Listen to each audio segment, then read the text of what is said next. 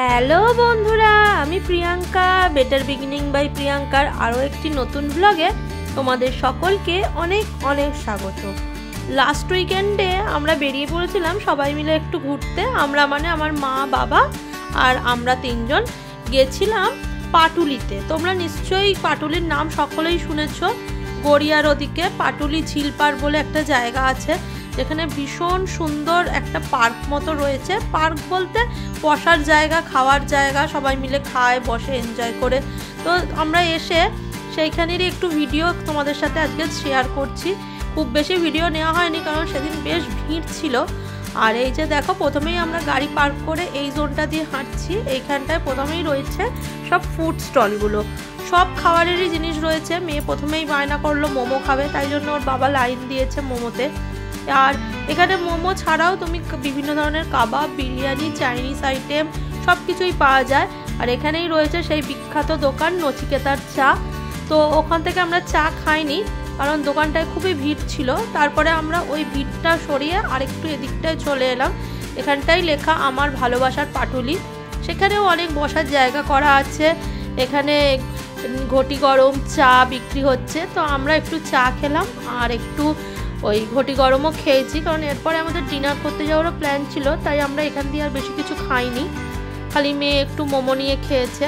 তো এই জায়গাটা আমি পুরোই তোমাদের সাথে একটু ফোন নিয়ে ভিডিও করে শেয়ার করছি। এমনি যে স্পেশালিটি খুব জায়গাটা সেরকম কিছু নয়, একটা ঝিল রয়েছে, তাই জন্যই এটাকে বলা হয় পাটুলি ঝিল পাড়। আর ওই ঝিলের পাশ দিয়েই দেখো খুব সুন্দর করে ডেকোরেট করা জায়গাটাকে।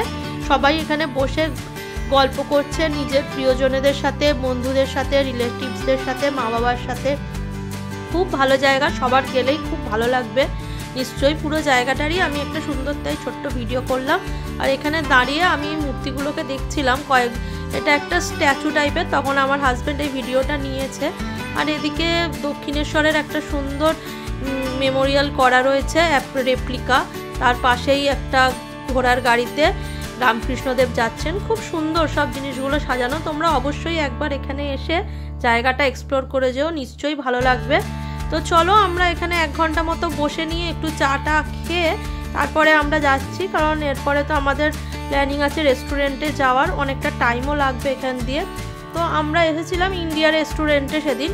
তো এটা যেহেতু আমাদের বাড়ির কাছে, এখান দিয়ে বাড়ি যেতে আর 20 মিনিট টাইম লাগে, তাই ভাবলাম ইন্ডিয়াতেই যাই। আসলে কিছুদিন আগেই ছিল আমার হাজব্যান্ডের বার্থডে, আর তার আগে আমাদের অ্যানিভার্সারি। তো মা বাবার একটা আমাদের তরফ থেকে ট্রিট ডিউ ছিল, তাই জন্য বললাম চলো তো আজকেই একবারে তোমাদের ডিনার করিয়ে একবারে বাড়ি ফিরবো। আর কোথাও বেরোলে দেখবে একটু মনে হয় যেন বাইরে থেকে খেয়েই যাই, আর ঘরে গিয়ে রান্না বান্না করতে ভালো লাগে না। আর এই ইন্ডিয়ার আমরা 3rd ফ্লোরটায় সেদিন বসেছিলাম, এটাই টপ ফ্লোর। খুব সুন্দরভাবে ডেকোরেট করা, গিয়ে সিট পেয়ে গেছিলাম। যেহেতু এখন কোনো ফেস্টিভ সিজন নয়, তাও এমনি সবকটা টেবিলই ফুল ছিল। তো আমরা গিয়ে সিট পেয়ে গেছিলাম। তারপরে প্রথমেই অর্ডার দিয়েছিলাম 2 প্লেট চিকেন তন্দুরি। তো এখানে সব খাবারই আমাদের ভীষণ ভালো লাগে। মেন কোর্সে নিয়েছিলাম মাটন বিরিয়ানি, বাটার গার্লিক নান, বাটার গার্লিক ফিশ, আর নিয়েছিলাম হংকং রাইস। প্রত্যেকটা আইটেমই ভীষণ ভালো ছিল। তোমরা অবশ্যই এলেই হংকং রাইসটা ট্রাই করো, 400 টাকা প্লেট, ভীষণ সুন্দর খেতে। এছাড়াও প্রত্যেকটা আইটেম যথেষ্ট রেকমেন্ডেড। বিরিয়ানিটা তো খুবই ভালো ছিল, কোয়ালিটি আর কোয়ান্টিটি। তো চলো, খাওয়া দাওয়া শেষে এবার বাড়ি ফেরার পালা।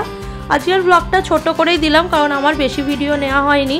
তবুও কেমন লাগলো ব্লগটা তোমরা অবশ্যই কমেন্ট করে জানিও। ভালো লাগলে একটা লাইক করে দিও। তো চলো বন্ধুরা, এরকমই আবার নেক্সট ব্লগ নিয়ে তোমাদের সাথে দেখা হবে। আজকের মতো টাটা।